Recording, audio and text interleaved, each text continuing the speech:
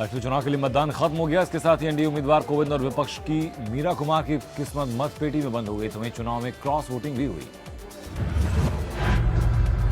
राष्ट्रीय चुनाव के दौरान भी वोटिंग शुरू होने से 10 मिनट पहले के मतदान केंद्र पर पीएम मोदी के पहुंचने पर अधिकारी हैरान रह गए। अधिकारियों से मोदी ने कहा कि वो स्कूल भी टाइम से पहुंचते थे। इससे पहले संसद सत्र की शुरुआत से पहले प्रधानमंत्री मोदी ने कहा कि मानसून सत्र का प्रारंभ हो रहा है और जीएसटी की सफल वर्षा पूरे सत्र में नई सुगंध और नई उमंग से भर देगी। स्ट्रॉन्गर टुगेदर, ये जीएसटी स्पिरिट का दूसरा नाम है। ये सत्र भी उस जीएसटी स्पिरिट के साथ आगे बढ़े। उत्तर प्रदेश के मुख्यमंत्री आदित्यनाथ योगी ने लखनऊ में मतदान किया। उप मुख्यमंत्री केशव प्रसाद मौर्य ने भी लखनऊ में मतदान किया।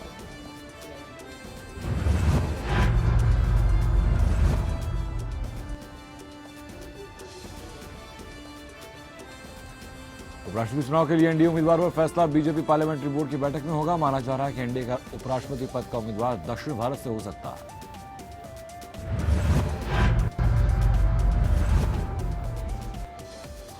बीजेपी के पूर्व अध्यक्ष वेंकैया नायडू का नाम सबसे आगे चल रहा है। इसके साथ ही महाराष्ट्र की राज्यपाल सी विद्यासागर राव और पश्चिम बंगाल के गवर्नर केसरीनाथ त्रिपाठी का नाम भी चर्चाओं में है। शिवसेना ने गोपाल कृष्ण गांधी को विपक्ष का उपराष्ट्रपति उम्मीदवार बनाए जाने पर सवाल उठाए। संजय राउत ने कहा कि गोपाल कृष्ण गांधी ने 1993 में मुंबई विलास के दोषी याकूब मेमन की फांसी का विरोध किया था। आपने जिस उम्मीदवार का चयन किया है गोपाल कृष्ण गांधी, वो किस आधार पर और क्यों? ऐसे याकूब मेमन की फांसी रोकने के लिए जिस गोपाल कृष्ण गांधी ने पूरी अपनी ताकत लगाई।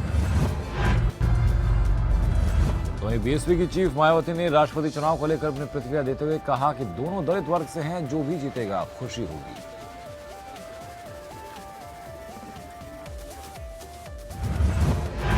जीत होती है, एक की हार होती है। जीत हार एक अलग चीज है, लेकिन अच्छी बात यह है कि दोनों में से कोई भी जीते, लेकिन खुशी की बात यह है कि सुल कास्ट का आदमी तो देश का राष्ट्रपति बनेगा।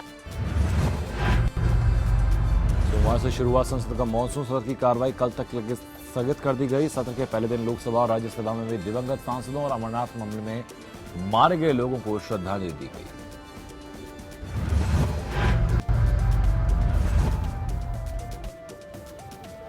जम्मू के राजौरी पुंछ सेक्टर में पाकिस्तानी सेना यहां संघर्ष विराम का उल्लंघन करते हुए जमकर फायरिंग कर रही है। फायरिंग पर जम्मू कश्मीर के उप मुख्यमंत्री निर्मल सिंह का पाकिस्तान की तरफ से गोलीबारी पर कहना है कि भारत पाकिस्तान को करारा जवाब दे रहा है। हम बड़े जोर शोर से उनसे दुगनी तिगुनी ताकत से उनका जवाब दे रहे हैं और पाकिस्तान टूटेगा, ये तो पक्का है। समाजवादी पार्टी के फारवर्ड नेता आजम खान ने लंबी चुप्पी के बाद आज फिर आग उगली। आजम ने कहा कि हमने बच्चों के पढ़ने की जगह बनाई है, कोई शराब घर नहीं।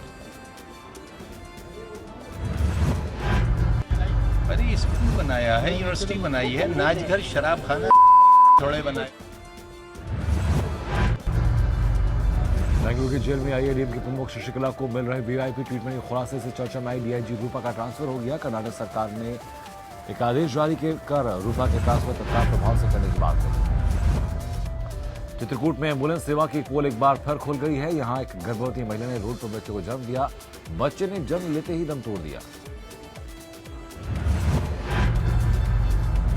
उधर मेरठ के थाना लिसाड़ी के क्षेत्र में बंद मकान में पति पत्नी के शव मिलने से सनसनी मच गई। दोनों शवों में से बदबू उठ रही थी।